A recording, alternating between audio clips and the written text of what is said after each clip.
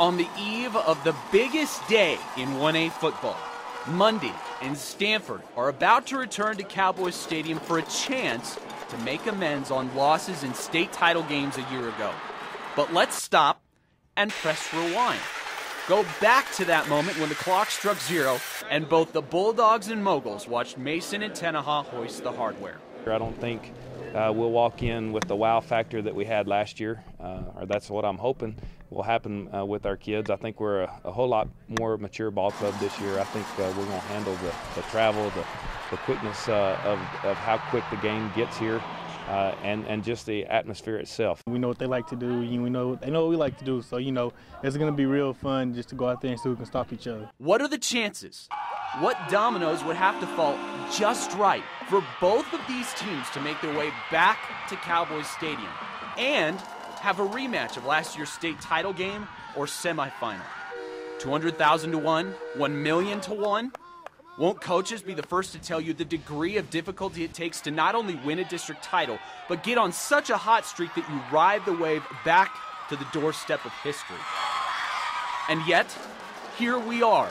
Both teams vastly different paths, touching only once back at the start of the season, on their way to the final games in 1A. The amazing thing is both those teams are back there again. And, I'm sure they're thinking the same thing. That makes for a very enticing state championship game. So ultimately, it doesn't matter what happens from that side. We just want to take care of our business. Out of 168 1A teams, these two have done it twice. Now let that sink in. Where the Moguls lost 3 games in all of 2011, they can wrap up a perfect season with a revenge win against Tenaha Thursday. They've improved in scoring and scoring defense. D. Paul is a more efficient passer, throwing more touchdown passes and cutting interceptions by more than half. And Tyrone Dawkins is chewing up 9 yards a carry.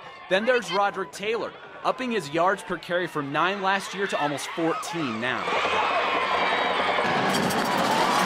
Jesse Ramos left a lasting mark on the Bulldogs program. But in his absence, the Bulldogs offense has added to its scoring average since 2011. The defense has limited opponents to just 12 points a game, and the offense hasn't missed a beat.